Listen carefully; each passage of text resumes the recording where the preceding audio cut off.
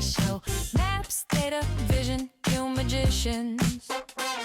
Hey, hey, it's the podcast show with Joe Magician. Bienvenue dans le podcast des géomagiciens. Ici, on parle de géomatique sans jargon inutile, de tech sans blabla et surtout de ce qui fait vraiment avancer nos métiers. Aujourd'hui, je reçois Léa, cartographe sigiste, formatrice SIG orientée QGIS et accompagnatrice spécialisée en entrepreneuriat. En voilà une belle description LinkedIn. Bonjour Léa, comment tu vas ? Eh ben, très bien. Merci beaucoup pour l'invitation, pour échanger aujourd'hui sur ton podcast. Je suis ravie d'être là et de pouvoir échanger ensemble sur la thématique de la SIG, de l'accompagnement, de la formation. Donc, j'ai pas mal de choses à dire, donc ça tombe très bien. Ouais, on a cette particularité, c'est ce qu'on disait tout à l'heure en off, on disait qu'on avait pas mal de casquettes en commun, ce qui est assez unique finalement. Les SIG, la formation, l'entrepreneuriat, ça fait beaucoup. Et donc du coup, on s'est fait la promesse de ne pas faire un podcast de 3 heures pour éviter de vous perdre, vous, l'audience, et de rester concis. Mais voilà, il risque d'y avoir beaucoup de choses à dire. Et c'est parti avec une première question que j'ai pour toi. Comment est-ce que tu te présenterais si tu devais pas forcément parler directement de ton activité, mais te présenter toi, qu'est-ce que tu dirais ? Alors, c'est une vaste question parce que moi, je me définis beaucoup par rapport à mon activité. Voilà, ça fait partie de ma vie, hein, c'est la continuité de mes études.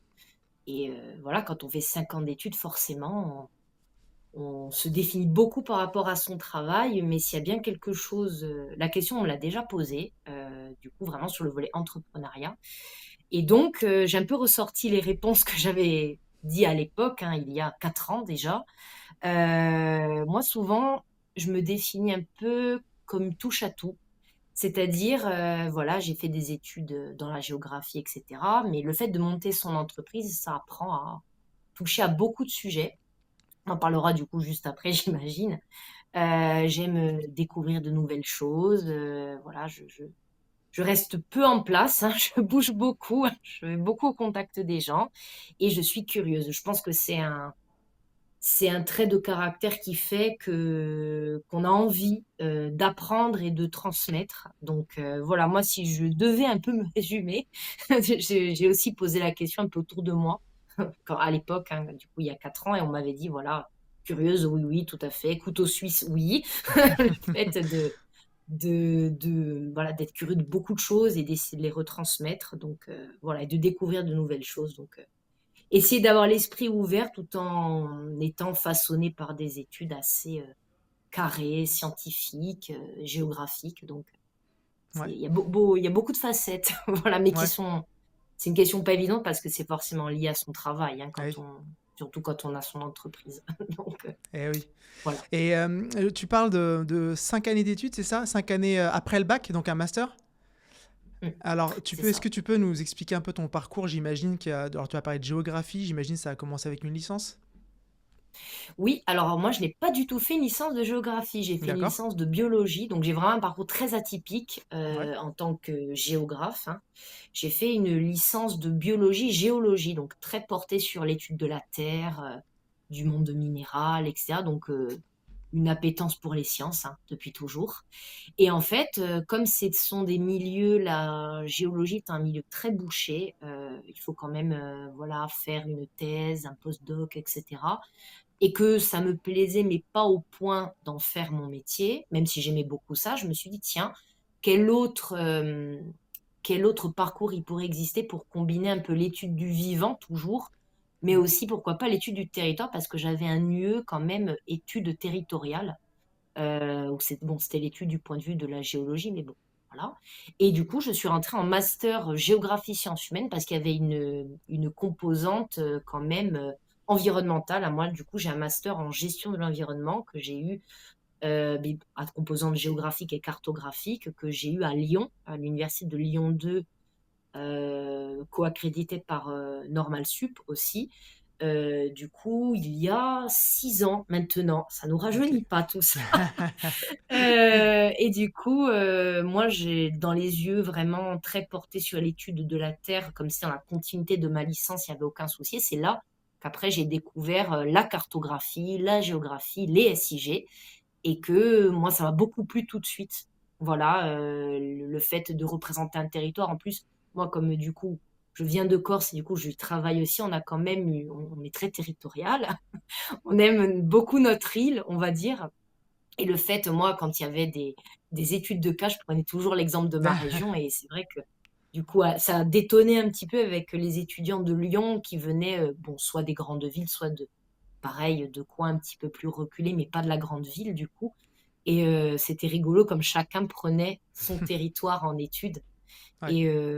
Et voilà, du coup, j'ai ce master qui m'a donné les clés de l'apprentissage de la SIG, du coup, que de QGIS. Moi, j'ai vraiment été formée sur QGIS. On a fait beaucoup de géomatique. C'est pas un master géomatique, mais quand même, il fallait qu'on Ouais. arrive à utiliser le logiciel à la fin du master 1. C'était pas évident, en sortant d'une licence de géologie, de me retrouver devant Ouais, oui. QGIS. C'est Au de début, je l'informatique tout d'un comprenais coup. Ouais. rien. Ah oui. C'était un peu Ouais. aux antipodes de ce que j'avais fait, mais j'ai beaucoup aimé la pluralité du logiciel. Mm. Et du coup, voilà. Ouais, du coup, 5 ans d'études, Ok, donc 5 ans les après études le du bac. côté de Lyon. Et tu dis être originaire de Corse. Tu es en Corse actuellement? Oui, oui, moi, après les études, je suis tout de suite revenue parce que, ben voilà, je voulais rentrer chez moi, on va dire. J'avais un peu le mal du pays. Et du coup, j'ai commencé à travailler ici pendant presque une année. J'étais en bureau d'études en environnement. Donc là, vraiment, j'ai eu la compétence QGIS qui a été mise en avant. Voilà, à travers espaces naturels, documents d'urbanisme aussi. Et suite à ça, j'ai monté mon entreprise, du coup, pour ce dont tu en as parlé, cartographie et formation, du coup. Ok. Donc, alors je rebondis sur, sur ton introduction, ta présentation tout à l'heure, où tu n'as pas parlé du fait que tu étais corse, alors que est-ce que c'est un cliché de dire que les Corses sont assez fiers et on aurait pu s'attendre qu'en intro tu me dises, bah voilà, moi je suis corse. C'est un cliché? Oui, c'est un peu un cliché qui est vrai en partie, mais je pense que le fait d'avoir fait ses études, pas en Corse, parce qu'on a une université à Corté, où il n'y a pas de formation spécifique à l'aménagement du territoire. Donc, dans tous les cas, même si parce que j'ai commencé mes études à Corté, du coup, avant de finir à Lyon ma licence, mais même si à l'époque j'étais restée à Corté, j'aurais pas pu m'orienter là-dedans parce qu'il n'y a pas la filière pour, ni en licence ni en master. Et du coup, le fait d'être partie sur le continent dans une grande ville, d'avoir eu la chance de suivre des formations qualifiantes avec, voilà, j'avais des intervenants, des enseignants, mais du coup aussi des intervenants, un peu comme je le fais moi à l'université aujourd'hui, l'université de Corté, du coup. Eh ben, ça permet aussi d'ouvrir son esprit, de voir ce qui se fait ailleurs. Et quand on revient ici et qu'on essaye, voilà, d'apporter une composante cartographique dans un marché où il y a déjà des bureaux d'études en environnement, en urbanisme, mais il n'y a pas de bureau d'études spécialisé en SIG. C'est vrai que moi, j'essaye de l'emmener aussi un peu avec ce que l'on m'a appris ailleurs, en gardant le côté très territorial de l'aménagement du territoire en Corse et de la formation, ça va avec. Mais moi, c'est aussi une volonté, je le dis, voilà, que je suis que je suis corse, mais c'est vrai que je vais pas forcément tout de suite le mettre en avant parce que mon métier, aujourd'hui, voilà, comme on échange tous les deux, moi, ça m'arrive de parler avec pas forcément des intervenants, mais des professionnels du continent. Et la question revient vite, mais je vais pas forcément le dire tout de suite. Mais ne t'inquiète pas, j'ai la composante très territoriale qui est bien là. Ok, super. Donc alors, à la fin des études, donc tu retournes en Corse, tu rejoins un bureau d'études, tu fais un petit bout de chemin de ce côté-là, et après, directement, tu as créé ta structure. C'est ça? Ouais. Du coup, comment ça s'est passé? Donc, j'avais un contrat, j'étais en CDD, très classiquement, voilà. Donc, j'ai quand même eu la chance de trouver rapidement un emploi après mes études. ce qui n'est pas le cas de tout le monde, surtout en post-Covid. J'ai fini mes études Ouais. à l'époque du Covid, donc j'ai connu les premières visios en cours, Mm. avec les visios ratées où on n'entendait pas le prof. Aïe, aïe, aïe. Voilà, c'était quelque chose. À l'époque, c'était pas aussi démocratisé qu'aujourd'hui. Donc j'ai trouvé cet emploi en CDD qui a été renouvelé, donc de manière à finir l'année. Et suite à ça, la question au final, moi je savais que je voulais retrouver une part d'indépendance et que j'avais besoin de cette liberté de mouvement que ne m'offrait pas cet emploi, qui était quand même très intéressant parce que ça m'a permis justement de me confronter à la réalité du terrain. Ce qui n'est pas du tout le cas quand on est à l'université, hein, voilà. On a quelques intervenants, notamment j'avais eu quelqu'un qui venait d'une mairie, c'était très intéressant parce que du coup, moi j'avais jamais entendu parler du fonctionnement d'une administration publique, honnêtement. Et là, du coup, j'ai été confrontée au terrain, mais j'avais besoin de me retrouver ce côté un peu indépendance et liberté de mouvement.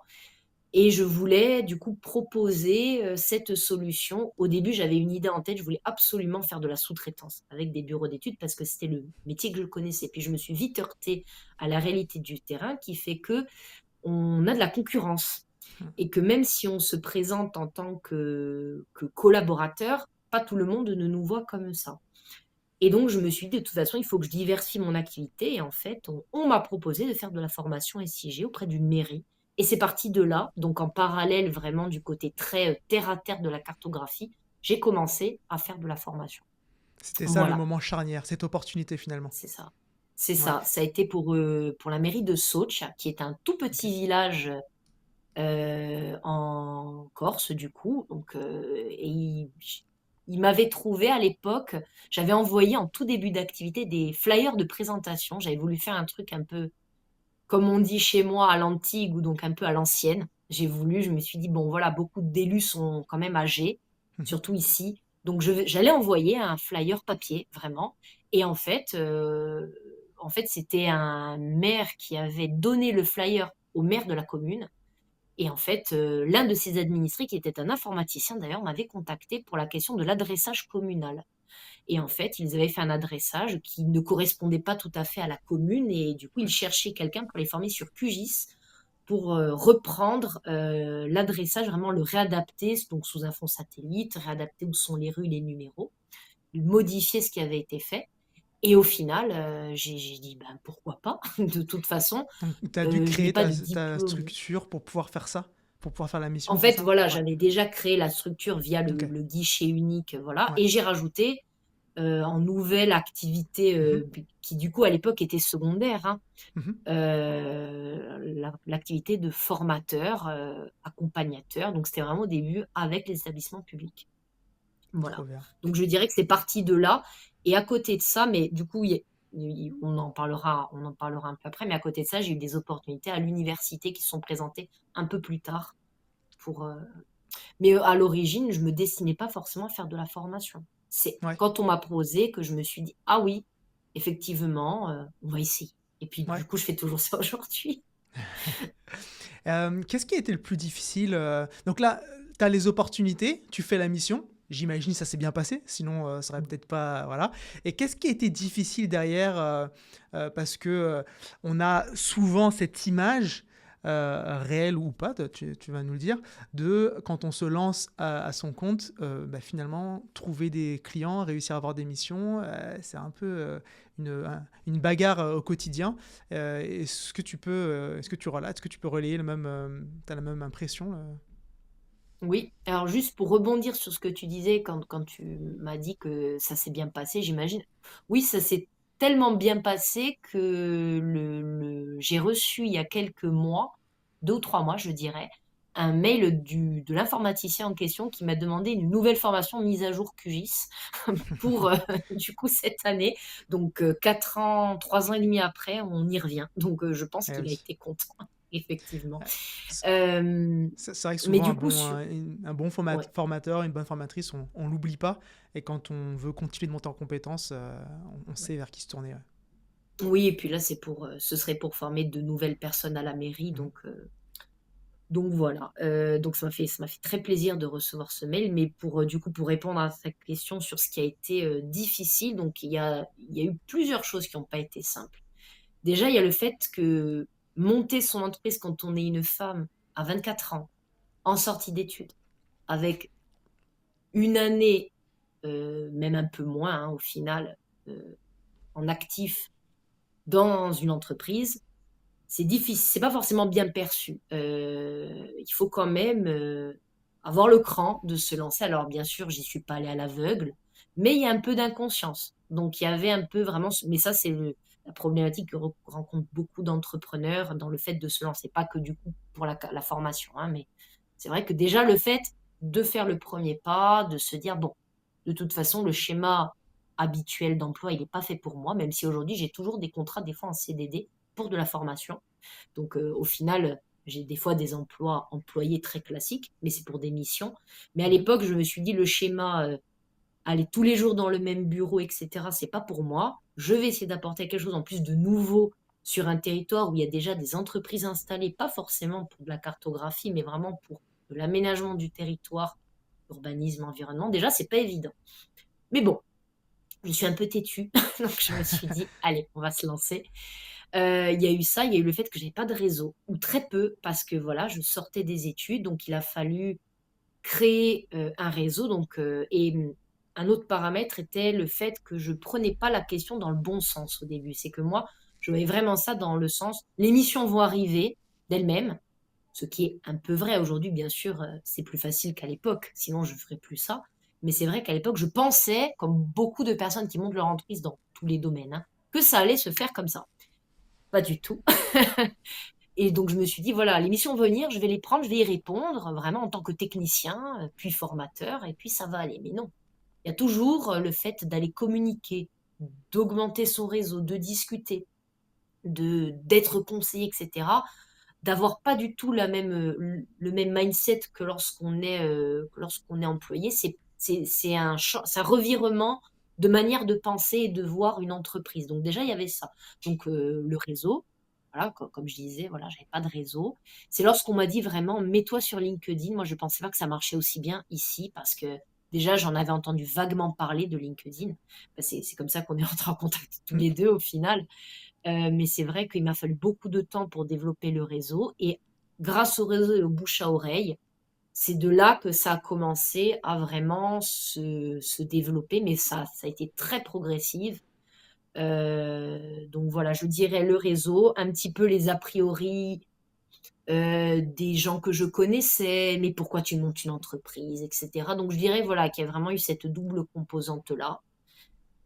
Et aujourd'hui, bon, c'est pas encore royal, mais les choses avancent bien mieux. Là, j'ai des commandes pour le début d'année en tant que formatrice, du coup, Ouais. SIG. Donc ça, c'est la première année que ça m'arrive, donc c'est vraiment top. Voilà, je peux pas en demander mieux pour l'instant au bout de 4 ans, parce que pour accompagner des entrepreneurs vraiment sur d'autres thématiques liées à l'entreprise, beaucoup d'entrepreneurs ont du mal à monter leur structure pour X ou Y raison, et de voir que moi, ça petit à petit, ça se met en place, c'est très gratifiant. Ouais. Et voilà, si je devais résumer le réseau qui me manquait, les a Mm. priori, et voilà, dans les grandes Ouais. lignes, il y a eu vraiment ça. Du coup, ouais, le réseau, ce qui a été le plus difficile, et peut-être aussi ce qui est le plus sous-coté quand on est amené à se lancer, quelque chose sur lequel on ne se focalise pas assez. Peut-être que lorsqu'on souhaite se lancer dans son activité en indépendant, on se focalise sur sa valeur ajoutée, sur ce que l'on sait faire, ce que l'on peut apporter, et on oublie qu'il va aussi y avoir un sujet de trouver des clients et que le réseau, c'est en effet peut-être ce qu'il y a de plus important et que sans réseau, c'est un peu compliqué. Et la réalité, c'est aussi quand on démarre, on peut très bien avoir une, deux, trois très belles missions la première année ou les premiers mois. Quand les missions sont terminées, ben, il en faut de nouvelles. Et c'est pour ça que tu nous dis, ça fait 4 ans que tu fais ça. J'ai l'impression qu'il y a peut-être un palier. Alors, on parlait souvent des 3 ans, que lorsqu'on a passé les 3 ans, si on a réussi à survivre 3 ans, c'est que normalement, ça devrait aller. Donc, tu as passé ce Exactement. palier alors. Exactement. Si je peux te faire une rétrospective dans les grandes lignes de ce qui s'est passé, du coup, la première année, j'ai envoyé ces flyers à la fin de mon contrat, parce que bien sûr, je ne pouvais pas monter d'entreprise quand j'étais encore sous contrat, parce que même si ce n'était pas un bureau d'études en cartographie, Quand même, ça reste un bureau d'études en environnement qui utilise la cartographie et voilà. Donc, j'ai envoyé ces flyers, j'ai eu des premières commandes, dont la fameuse formation. Mais ensuite, je suis restée 6, 7 mois sans client. Et je me suis dit, j'ai commencé à paniquer, donc obligée de chercher un petit travail. On regarde ce qui se fait, on se pose la question, punaise, est-ce qu'on va pas retourner classiquement? Mais moi, je suis trop têtue. Moi, je suis trop têtue pour faire ça. Et en fait, je voyais que petit à petit, on commençait à discuter avec eux, moi, etc. Et en fait, je me souviens que du coup, j'ai monté l'entreprise en 2022, milieu d'année 2022. Et je me souviens très bien que début 2023, je me suis dit, punaise, qu'est-ce que je vais faire? Et en fait, j'avais un ami à moi qui travaille à la communauté enfin qui travaille toujours, il y est toujours, à la communauté d'agglomération bastiaise. Donc moi, je suis à Vescovat, dans la région de Bastia, hein. J'ai Ok. grandi là. Et c'est un ami du lycée. Je voyais qu'il partageait de temps en temps sur LinkedIn, que je venais de monter à l'époque. C'était d'ailleurs l'un des premiers que j'ai ajouté. Il partageait des posts de là où il travaillait. Il travaille dans un tiers-lieu à Bastia, qui est, pour la faire très courte, un endroit qui accueille des espaces de formation qui permettent de regrouper plusieurs composantes territoriales. Donc, après, la définition exacte, je ne la connais pas. Mais bon, voilà. Et je voyais qu'il partageait beaucoup de posts liés à l'entrepreneuriat, dont notamment 3 jours d'accélération. Mais c'était pour toute entreprise qui était en début d'activité. Je suis allée les faire, je me suis dit, bon, au pire, c'est gratuit. Ça me permettra d'un peu de me sortir de la tête que ça ne va pas. Et Mhm. en fait, ça m'a complètement fait repenser mon entreprise d'une autre manière, qu'il Mhm. fallait apprendre à vendre. Je ne suis pas commerciale, mais il a bien fallu apprendre à vendre. La com, les réseaux. Et quand je suis sortie de ces 3 jours, ça m'a mis une grosse claque. Je me suis dit, bon, Léa, de toute façon, tu as deux choix. Soit tu continues comme ça, mais ça n'a pas avancé. Tu n'as pas de clients concrètement. Soit tu prends le problème à l'envers et ça prendra du temps, mais c'est pas grave. Et petit à petit, grâce au réseau, j'allais aux réunions publiques, quand il y avait des séminaires, petit à petit, en fait, et notamment, je suis rentrée dans un réseau qui s'appelle les urbanistes, géographes et aménageurs de Corse. Justement, c'est un réseau qui est très niche dans ce que je fais. J'étais l'une des premières dedans, qui m'a apporté un réseau extraordinaire et des partenaires que j'ai encore aujourd'hui. Donc vraiment, ça a été tout ça, je dirais, sur les 2 premières années. Donc après, il a fallu que ça se mette en place, Mhm. vraiment. Et concrètement, j'en vis de manière beaucoup plus régulière que depuis janvier 2025. Donc à la fin des 3 ans, Ouais. concrètement. Ouais. Voilà, donc le C'est cap que. des 3 ans, il est très Ouais. réel chez moi, Ouais, pour le ouais. coup. Ah, super intéressant. Donc, ouais, le réseau et les rencontres, les personnes qui nous permettent Ouais. de faire un bout de chemin. Super. Donc, la formation. Aujourd'hui, tu fais de la formation donc, sur QGIS. Est-ce que tu peux nous raconter un peu qui est-ce que tu formes, qui est-ce que tu accompagnes aujourd'hui sur QGIS? Alors, j'ai plusieurs publics.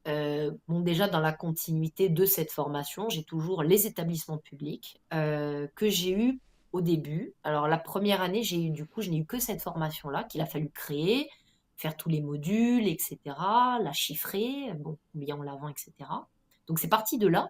Ensuite, j'ai eu je ne vais pas dire des entrepreneurs, mais bon, c'est un peu l'idée, des entreprises privées, grâce à ce réseau des urbanistes et géographes qui du coup, sont entrés en contact avec moi. Donc, j'ai aussi les entreprises privées.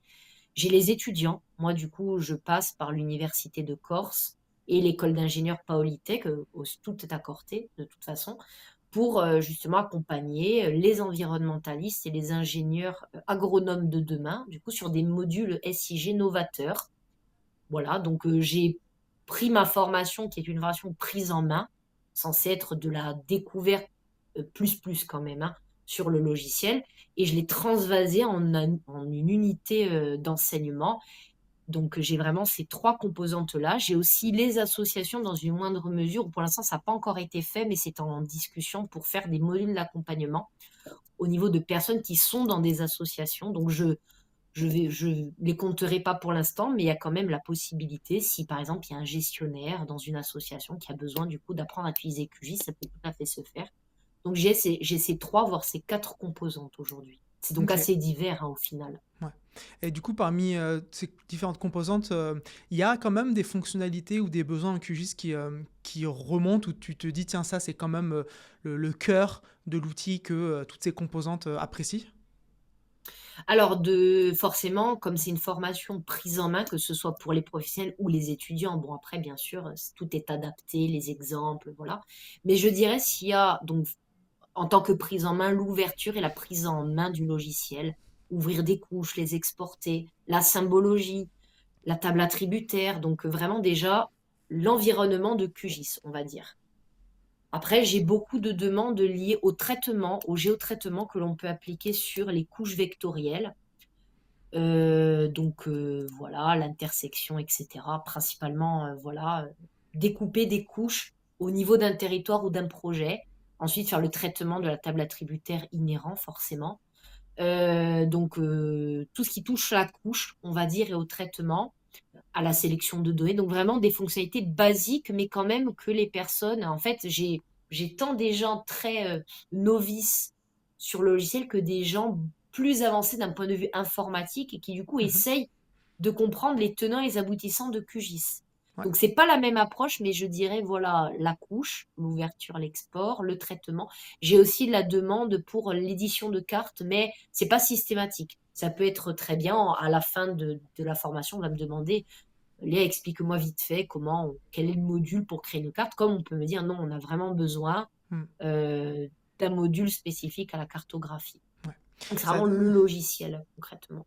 et ça t'est déjà arrivé d'avoir une demande d'un potentiel client qui te demande quelque chose de très précis que tu ne sais pas encore faire? Oui, moi, on m'a demandé notamment, c'était pour un bureau d'études à Ajaccio. Ils voulaient donc bien sûr la prise en main, etc. Plus poussé parce qu'ils connaissaient le logiciel et ils m'ont demandé notamment pour tout ce qui était SQL, base de données, etc. Alors moi, j'ai quelques notions, mais moi, je pars du principe que quand on n'est pas spécialisé dedans, on ne forme pas, qu'il faut quand même réussir à former des gens sur des thématiques, c'est pas évident.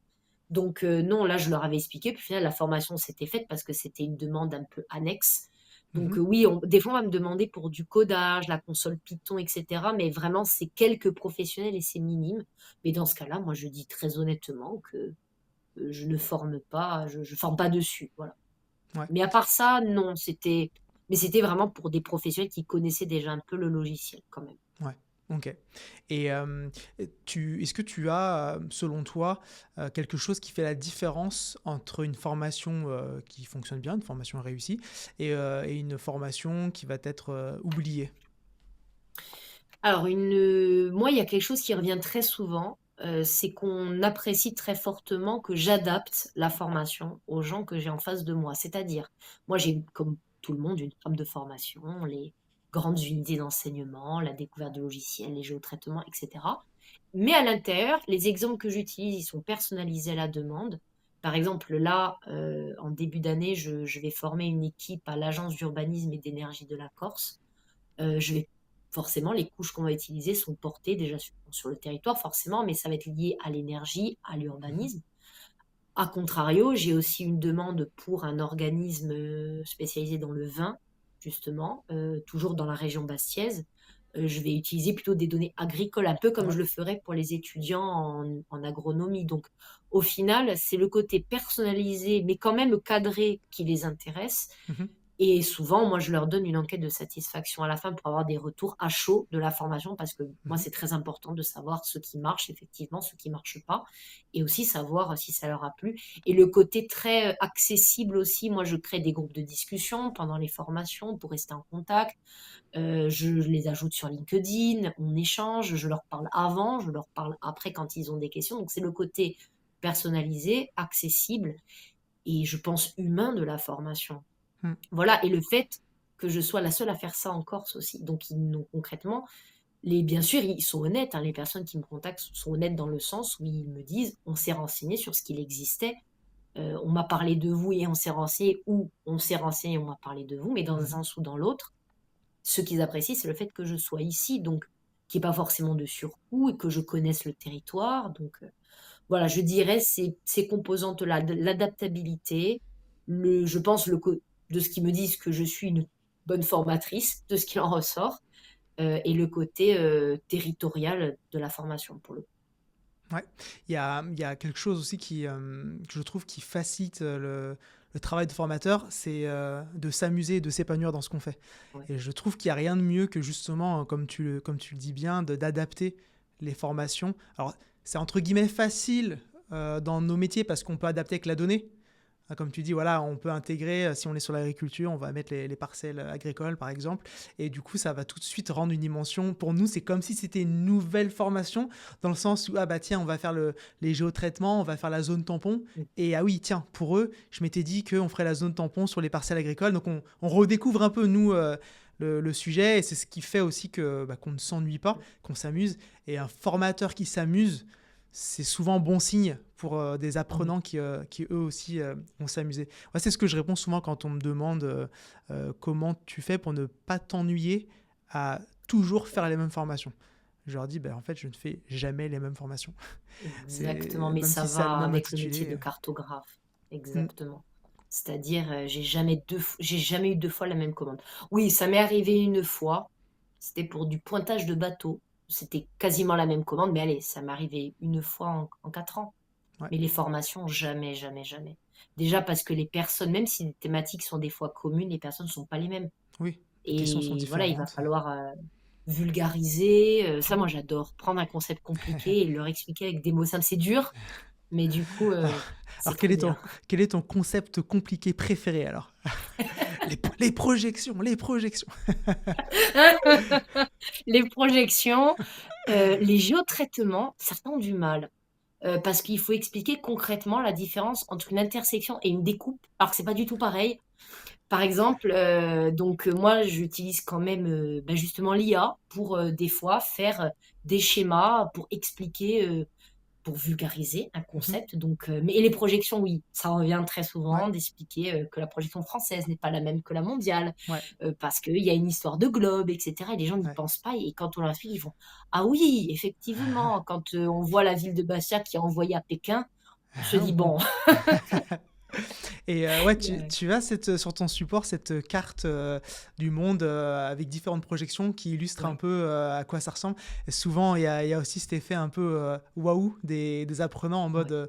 mais comment ça, le Groenland, c'est plus petit que l'Algérie? Ah bon? Mm, Et c'est toujours assez marquant ces moments-là. mm. Ouais. C'est vrai que Et les puis, projections, c'est un vrai sujet. ouais, c'est vrai. Et puis, ils s'y attendent pas, mais pour plein d'aspects du logiciel. En fait, moi, ce que je trouve fascinant, c'est quand les gens comprennent l'utilité vraiment moi, je parle du coup de QGIS, hein, mais d'ASIG de manière générale. Quand ils comprennent qu'on peut mettre n'importe quelle donnée tant qu'il y a des coordonnées, et encore même pas avec les CSV. Voilà. Mais quand ils comprennent la potentialité de SIG, parce qu'ici, c'est un vrai besoin. C'est-à-dire, il y a beaucoup d'institutions et d'entreprises qui ont entendu parler du SIG, Mhm, mais qui n'ont pas de compétences en interne, alors que mhm, c'est un outil de gestion. mhm. Le QGIS, hein, c'est un outil de gestion qui en plus est gratuit. Donc, pourquoi s'en priver concrètement? Et lorsqu'ils comprennent que, par exemple, pour un projet sur une parcelle agricole, on peut mettre les facteurs environnementaux, on peut mettre l'urbanisme, on peut mettre l'environnement et qu'on peut faire des projections, on peut calculer la pente, on peut faire de la 3D, ils sont là. Ah oui, Ouais. pourquoi on l'a pas fait plus tôt? Donc, et ce qui est fantastique, c'est qu'ils en ont entendu parler, ou alors ils ont entendu quelqu'un, ils ont vu quelqu'un faire, donc ils savent qu'il y a du potentiel, et quand ils comprennent concrètement à quoi ça sert pour leur projet, que c'est adaptable, moi je trouve ça génial. Ouais. Je trouve ça top. Je me dis, voilà, je fais un métier qui est hyper utile, et ça, on va dire humainement, moi quand je vois que les gens sont contents, je suis contente aussi. Du coup, Ouais, on est d'accord, je partage le même sentiment. Débloquer des situations et voir dans les yeux de l'apprenant que tout d'un coup, ouah, quand il y a ce moment où on voit ses yeux qui réalisent qu'en fait, il va pouvoir faire tout ça de cette manière-là c'est vrai. parce que maintenant il peut, c'est en mode, wow, alors on est en mode, oui, voilà. Là, on se dit, ah, je suis utile quand même, c'est bien. Donc bon. Non, mais moi, Ouais. j'ai tout gagné. Après, quand ils sont contents, Parce qu'en plus, du coup, il me rappelle ou il me pose des questions une fois que c'est terminé. Mhm. Moi, quand je fais une session de formation, 9h-17h, je finis souvent à 18h passées parce que du coup, ils ont des questions. Des fois, entre midi et deux, ils restent. Mm. Et puis après, il y a des gens qui ont l'appétence pour ça. Il y a des gens qui ne l'ont pas, qui ont du mal. Mais il y a aussi des gens, en fait, ils ont cette appétence et hop là, et on débloque quelque chose chez eux. Mhm. Ouais, Donc voilà. ouais. Ouais, d'accord. Si tu devais donner quelques conseils à quelqu'un qui hésite à se lancer dans la formation, qui sait pas trop si c'est pour lui, tu recommanderais quoi? Moi, je lui dirais de faire un test. Déjà, par rapport à comment il était lui à l'école. Moi, je sais que j'ai toujours aimé hein, le monde de l'école, de l'enseignement. Moi, ça a été dur hein, de me retrouver derrière une chaise tous les jours à faire des tâches répétitives. Ça n'a pas été évident. Donc déjà, comment est la personne par rapport à son rapport à l'école, ne serait-ce qu'à l'école. Et ensuite, pourquoi pas de faire un test? De toute façon, si on ne teste pas, on ne sait pas. Il faut avoir cette appétence de transmettre, hein, bien évidemment, d'émettre au contact des gens. Si on n'aime pas ça, ça sert à rien, hein. Je Ouais. pense, il vaut mieux continuer à faire de la cartographie. Si on aime la cartographie aussi, de faire de la cartographie en technique, voilà, sans se... Quoique on est quand même obligé en cartographie d'être au contact des gens. Mais je veux dire, il vaut mieux rester loin de la formation si on n'a pas cette appétence-là. Et puis de tester. Mm. Déjà de se poser la question si sur le territoire il y a un besoin, parce que c'est vrai qu'ici, du coup, on a vraiment cette composante très territoriale parce qu'on est Mhm. détaché, on est une île, on a ce milieu insulaire qui, on n'a pas les mêmes problématiques qu'en métropole, ne serait-ce que pour le territoire de manière générale, hein. Tout est démultiplié ici, la préservation de l'environnement tant que l'urbanisme, et du coup, de se poser la question s'il y a un besoin. Et puis pourquoi pas de faire une formation test, d'essayer, et puis si ça prend, si ça plaît, ben de continuer. De toute façon, on n'a pas appris à faire du vélo sans faire de vélo, de toute façon. Il a bien fallu essayer à un moment donné. Donc voilà, d'avoir cette appétence-là et d'essayer de voir si ça fonctionne aussi. Parce que forcément, il faut que ça fonctionne pour que, en tant qu'entrepreneur, qu'il y ait de l'argent qui rentre quand même. On peut pas faire ça gratuitement non plus. Moi, ça m'est déjà arrivé quand on me demandait voilà, des modules supplémentaires et que ça se passait très bien. Ben oui, après, bien sûr, j'essaye quand même de rendre service au maximum, mais il faut quand même que ce soit facturé au bout d'un moment. Mhm. Après, je pense Donc, que voilà. il y a aussi, je n'ai pas les chiffres. D'ailleurs, je me demande quels sont les chiffres sur les formateurs qui sont salariés par rapport aux formateurs indépendants. Est-ce que c'est moitié-moitié Je ce pense qu'il serait y a quelque chose. plus de... Je pense que pour le SIG, à mon avis, il y a plus d'indépendants que de Ouais, salariés parce pour que le c'est SIG, ouais. tellement niche Ouais, ouais, que ouais. ce n'est qu'un ressenti, je peux peut-être me Mm. tromper. C'est pas comme les formateurs que je connais pour vraiment l'entrepreneuriat, parce que moi, du coup, je forme aussi pour la question du développement des entreprises, notamment des Ouais. micros. Pour le coup, je connais des formateurs, j'en connais des indépendants, mais j'en connais aussi qui sont salariés dans Mhm. les écoles, dans les centres de formation, mais du coup, j'en connais dans les deux sens. Mais pour le SIG, je Mm. sais pas. Je pense plus de freelance, entre guillemets, Ouais. que de salariés, à mon Ouais, pour avis. les SIG, ouais, ouais. Je pensais plus de façon globale, générale, et pas que les SIG, mais ouais, on est d'accord. Du coup, toi, t'aimais tellement la formation que tu t'es dit, je vais pas former que à QGIS, je veux aussi former à l'entrepreneuriat. Comment t'en es Oui, arrivé là? voilà, parce qu'en fait, ce qui s'est passé, c'est un peu de la même manière que ça m'a été amené pour la SIG. Ce qui s'est passé, c'est que suite à ces 3 jours d'accélération, je suis allée à d'autres formations qui étaient données. Et vraiment, moi, j'encourage, mais que ce soit pour le SIG ou pour monter son entreprise, d'aller se renseigner, de voir des gens, de discuter. On n'est pas seul dans son coin, ça, c'est un vrai problème. Quand on monte son entreprise, on pense qu'on est seul au monde, qu'on a tous les problèmes du monde. On a des problèmes, mais tout le monde a les mêmes problèmes concrètement. Et je suis allée à une formation sur le pitch pour apprendre à pitcher son projet. Ouais. Du coup, auprès d'une formatrice extraordinaire, Marie-Hélène, que du coup, je côtoie toujours et pour lesquelles on travaille ensemble aujourd'hui sur des formations, pareil, sur l'entrepreneuriat, qui m'a proposé en fait de venir à un oral au sein de Kedge Business School, du coup, et il y avait le responsable des programmes qui, du coup, en discutant, j'étais venue assister aux oraux des étudiants. Du coup, je me suis mise à parler avec lui. Il m'a dit, voilà, on aurait besoin de quelqu'un qui n'a pas forcément de diplôme en entrepreneuriat. Je ne sais même pas si ça existe, hein, Il y a diplôme des... entrepreneur. Je pense que ça Ça va existe, justement non, à... mais Ah, non, mais je disais ça, enfin, je pense que ça va un peu à la... Pas en opposition avec le Ouais. mindset de l'entrepreneuriat, mais quasi, parce que après, enfin, c'est pareil, je j'ai pas de diplôme universitaire sur le sujet, donc je ne saurais pas définir, mais ce que j'imagine, l'entrepreneuriat, c'est comme le côté où justement on met en place les moyens qu'il faut pour arriver à destination. Et ces moyens-là, souvent, ce sont des moyens que l'on va se Mm. bricoler, qu'on va se faire par soi-même. Et il n'y a pas de livre à lire pour suivre les étapes.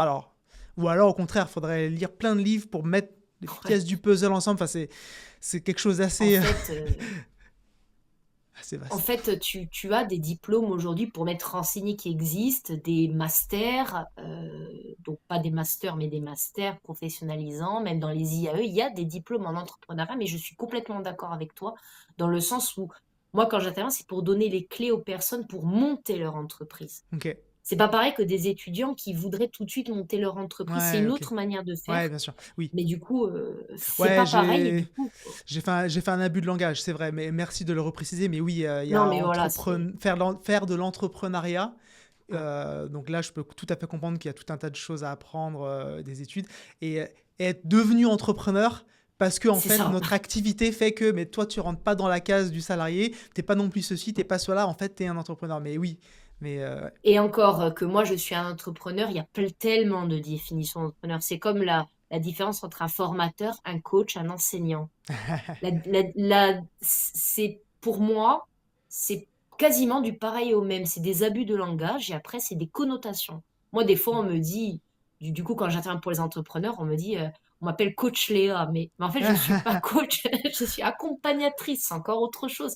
Mais au final, qu'importe comment tu appelles ça, c'est de la ouais. formation, c'est accompagner quelqu'un Hmm, vers une connaissance qu'il n'a pas, en fait, hmm. concrètement et vers une méthodologie, si on devait compléter un peu ça.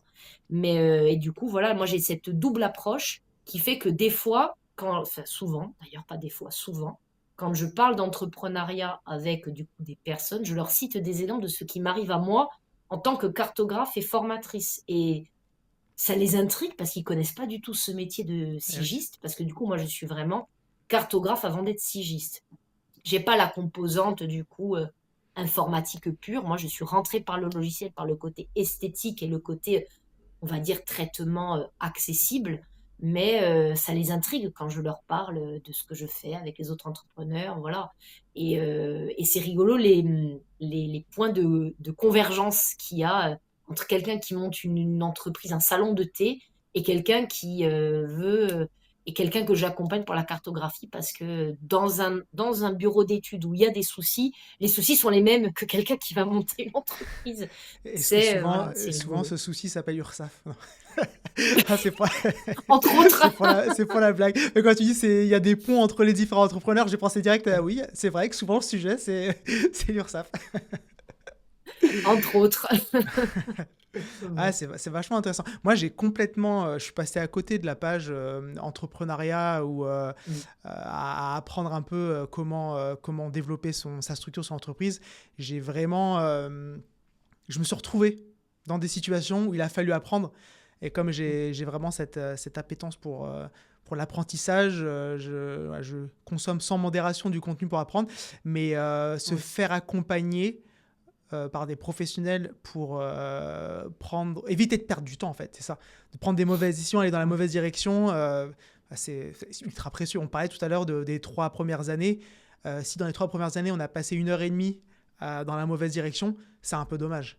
Donc si on peut se faire accompagner au début C'est pour ça. directement prendre les bonnes directions, c'est clair que ça aide. C'est surtout que, c'est surtout que beaucoup de formations dans lesquelles j'interviens, ici en Corse du moins, donc après je ne sais pas comment ça marche ailleurs, mais sont gratuites ou sont finançables par le CPF, les Ouais. OPCO. Donc pour le coup, c'est bête de ne pas en prendre, de ne pas en profiter quand on peut, quand on a les moyens de se les faire financer. Mais c'est Mm. pareil pour la formation en SIG. Mhm. Moi, j'interviens en tant que formatrice indépendante, j'ai pas cette possibilité de financement, mais je sais que par exemple, quand j'interviens à l'université, des fois, J'ai des étudiants qui disent: «Ah, ben, moi, j'ai quelqu'un dans ma famille qui aurait besoin d'être accompagné, en fait, c'est aussi une méconnaissance des outils Mm, d'accompagnement que l'on a, que ce soit pour le SIG ou l'entrepreneuriat ou les 2. mm, On ne sait pas et puis bon, en France, de toute façon, les entrepreneurs, on n'a pas une mentalité d'entrepreneur comme on peut avoir aux États-Unis, comme on peut avoir c'est en train d'arriver progressivement, surtout depuis le covid, m'a-t-on dit, parce qu'avant, moi, j'étais pas dans le milieu, mais m'a-t-on dit que depuis le covid, c'est en pleine expansion et beaucoup font des erreurs qu'ils pourraient s'éviter. mm, Voilà. mm, mm, Donc, c'est un peu la problématique et j'essaie, mais même pour la cartographie, c'est-à-dire qu'ils se rendent compte que cet outil gratuit existe et certains souvent me disent: «Mais punaise, si j'avais su que tu faisais de la formation il y a déjà 2 ans, ça ferait déjà 2 ans que je me serais dotée d'un outil comme ça». Je dis: «Bon, mieux vaut tard que jamais, hein, comme on mm. dit», mais il y a beaucoup de choses à faire on ne sait pas qu'il y a ces accompagnements qui existent et c'est dommage, moi je trouve, c'est vraiment dommage. Ouais. Pourtant, c'est pas ce qui manque comme ressource pour être informé sur ces sujets-là. Moi, je sais que je suis très consommateur de podcasts. Je suis énormément Oui. de monde dans ce domaine-là. Et c'est comme ça d'ailleurs que j'ai appris. Je, je dis que j'ai pas de Mmh. formation sur le sujet, mais je pense que les centaines d'heures de visionnage ou d'audio que j'ai, au final, ça doit être pas mal comme diplôme. Je vais Bah, m'auto-diplômer. au final, moi aussi, parce que moi, je suis juste allée faire ces 3 jours d'accélération à l'époque, puis après j'ai fait Mhm, des petites sessions de formation très thématisées sur le pitch et cetera. mhm, Mais j'en ai pas fait tant que ça. J'ai pas fait les programmes dont moi je m'occupe en tant qu'intervenante, du coup, aujourd'hui, je les mhm, ai pas faits et ça m'aurait évité beaucoup d'erreurs à l'époque, mhm. notamment comment on fait un business plan, comment on fait un business model, tout ça. Ouais. Et de se rendre compte qu'il faut diversifier son activité. Moi, au début, j'avais une idée très précise, je vais faire de la cartographie. Ah ouais, ça c'est la première chose que j'ai appris, OK. ça. La première chose que j'ai appris, c'est en fait, si tu veux absolument vendre ce que toi tu veux faire, il y a un risque que ce soit pas aligné avec ce que les gens veulent. Et ça, Exactement. je pense que c'est une des premières choses que quelqu'un qui veut se lancer dans l'entrepreneuriat doit avoir en tête. C'est que si vous êtes cartographe, géomaticien cartographe, et que vous voulez, par exemple, être freelance pour aller accompagner des bureaux d'études, et que vous, ce qui vous plaît, c'est la 3D, que vous avez vu qu'il y a la 3D qui débarque dans QGIS qui est accessible, et que vous avez plein d'idées, que vous êtes en mode waouh, c'est incroyable, je vais me lancer dessus. Vous avez beau faire le plus beau site internet qui explique pourquoi la 3D c'est la meilleure chose au monde, avoir le plus beau discours et publier autant que vous voulez sur le sujet, si les gens en ont rien à faire parce qu'ils se disent que bah non mais en fait j'en veux pas, j'en ai pas besoin, ah, ça va être compliqué. Ça va être En compliqué. fait, il faut essayer il faut s'adapter, enfin, il faut essayer. Même pas il faut essayer, il faut s'adapter au marché. Tu es Mm, obligé de regarder ce qui se fait, comment tu peux, comment tu peux t'ajouter ou créer un marché qui mm. n'existe pas. Moi, concrètement, le marché de la formation SIG, il n'y a que moi. Bon, Ouais, du bien coup, sûr. pour avoir le monopole, tant mieux en Corse, mais c'est c'est pas évident parce que maintenant ça commence à se mettre en place, notamment parce que je publie au moins 1 à 2 fois par semaine sur LinkedIn parce que c'est très niche. Et là, je me suis mise à Instagram, c'est pas la même approche. Mm, Instagram, c'est beaucoup plus l'entrepreneuriat, avoir son entreprise. Je parle aussi de ouais, cartographie, mais ouais. c'est pas pareil parce que du coup, je parle, je me dis de toute façon, moi j'avais entendu quelqu'un un collègue qui m'avait dit, de toute façon, tu peux avoir le meilleur produit du monde si tu n'en parles pas Ouais. et tu n'en parles pas de la bonne manière. Mm, Et je me suis dit justement, sous-entendu, adapté au marché, je me mm, dis, mais il a complètement raison. Et ouais. moi, je me tue à le répéter aux gens que j'accompagne, Mm, mettez-vous aux réseaux sociaux. De toute façon, ouais. allez dans les réunions, Mais allez voir des gens. quand on n'est pas vendeur, c'est tellement difficile de C'est vendre. dur, c'est dur. Aller dire achetez mon produit, c'est ce qu'il y a de mieux, ça va solutionner votre problème, c'est une angoisse.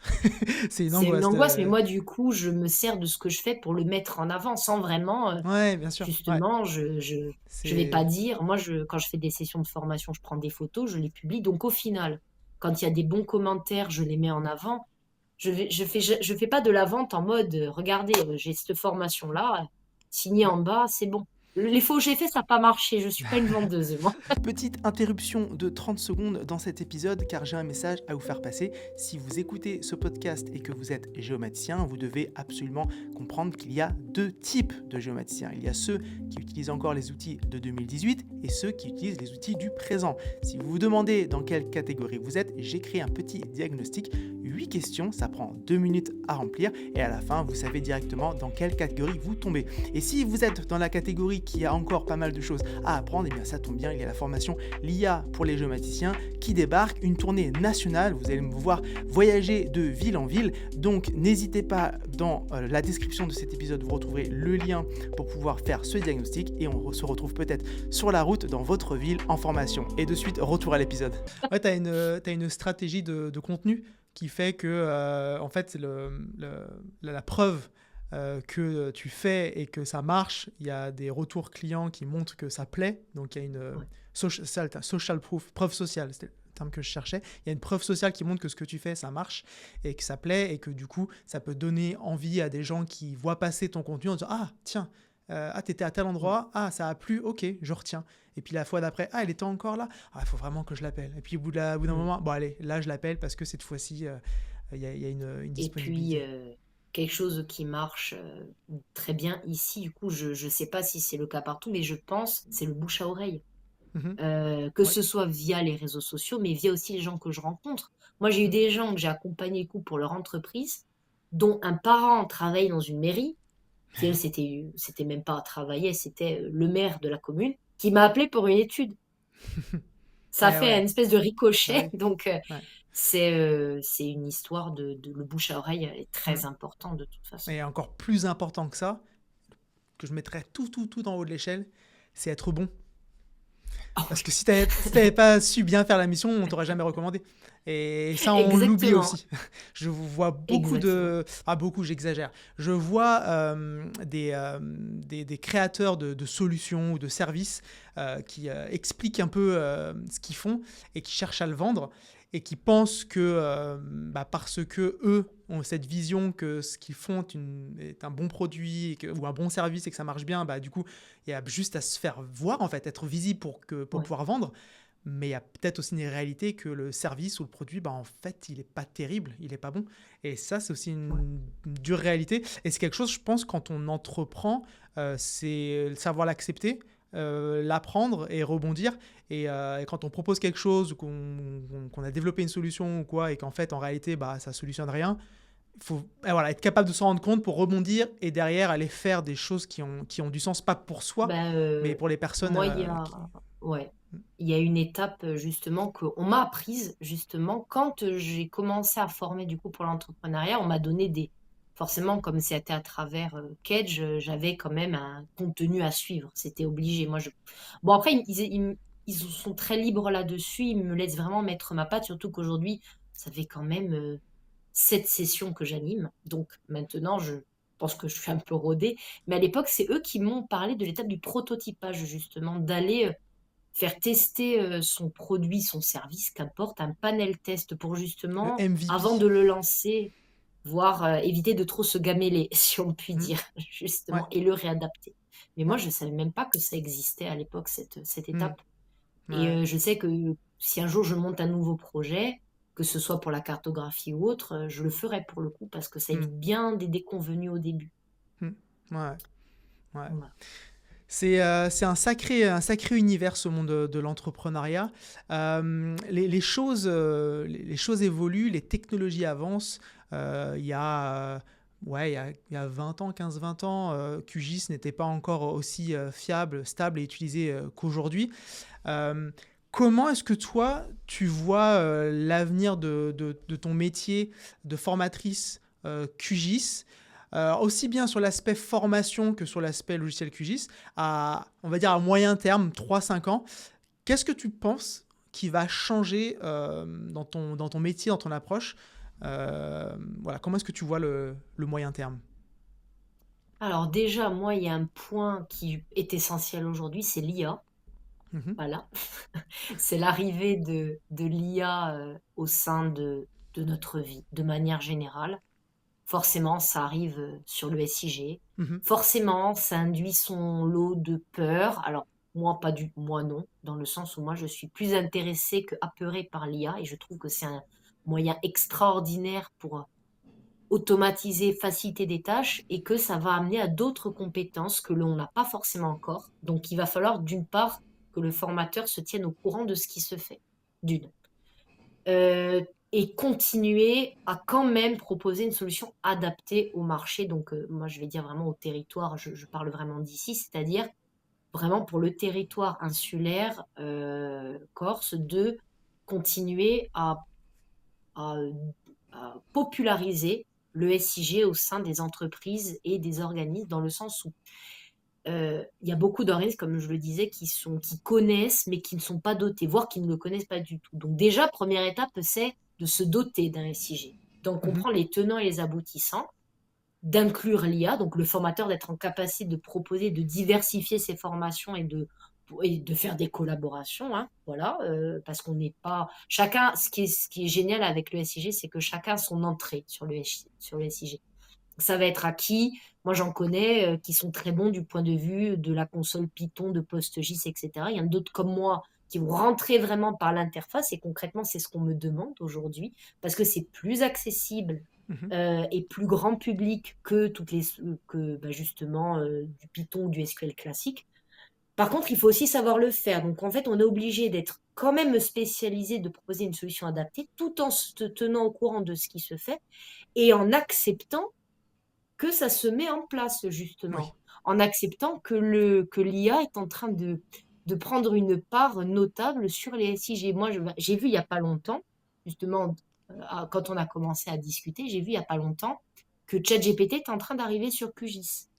Et moi qui suis, alors je ne l'ai pas testé, parce qu'on ne me l'a pas demandé aussi, donc j'ai pas eu à m'y intéresser, mais concrètement, ça fait partie des questions qu'il faudra se poser plus tard, mais quand même vraiment pour la Corse de garder cet aspect de porte d'entrée du Mhm. SIG, parce qu'on a des sigistes quand même, mais le problème aussi, c'est la diversité des logiciels. À qui utilise QGIS, à qui utilise ArcGIS, à qui utilise MapInfo, à C'est la quelle bagarre. mairie a un SIG qu'il n'y a Ouais. que qui utilise, donc ils ont du mal à l'envoyer. Enfin, il y a aussi le problème de diversité, de pluralité du SIG, qui est un problème sans en être un, mais vraiment pour l'uniformité pour en fait à proposer une formation adaptée, c'est pas évident. Donc j'ai peut-être un peu dévié j'ai peut-être un peu Non, divergé sur ta mais du coup, question, mais ça répond aussi à la question qui est de aussi se diversifier et pouvoir rebondir sur les différents besoins qui sont divers et variés. Ouais, hein, ça a du c'est sens. ça. Moi, je trouve, honnêtement, moi, aujourd'hui, j'ai pas trop ce souci-là parce qu'on vient surtout me voir pour de la prise en main. Mhm. Ou vraiment, quand il y a des questions trop poussées, justement, comme je disais tout à l'heure, je dis tout simplement que je ne forme pas. Ou alors, je renvoie vers quelqu'un, mais du coup, bon, maintenant, je sais que tu formes sur beaucoup tout ce qui est SQL, Sur le continent. mais au final, si c'est la solution la plus adaptée, il y en a à qui ça ne dérange pas. Moi, c'est le fait que je sois là qui plaît beaucoup. Mais quand c'est des besoins très particuliers, moi, je connais des entreprises qui seraient prêtes à le faire. Mais Mm. du coup, voilà, de rester ouvert, de quand même prendre conscience. Il faut pas en avoir peur, je pense. Il n'y a pas trop en avoir peur. Il faut prendre conscience que c'est un outil et que ça va emmener à développer de nouvelles compétences que l'on n'a pas forcément jouées. Donc après, il faut se renouveler. Mais Mhm. ça, c'est le problème de toutes les entreprises, c'est qu'on ne peut pas rester figé sur ce que l'on fait à l'instant T et ne pas le faire évoluer, je ne vais pas dire d'année en année, mais presque, quoi, Ouais, concrètement. il faut des projets sur le long terme finalement, avoir une vision. Alors ça peut être une vision à 10 ans, à 5 ans, mais au moins étalée. Et avec cette vision aussi, bien se faire accompagner et mettre en place les différentes choses. Il y a plein de sujets, plein de points très importants que tu as relevés.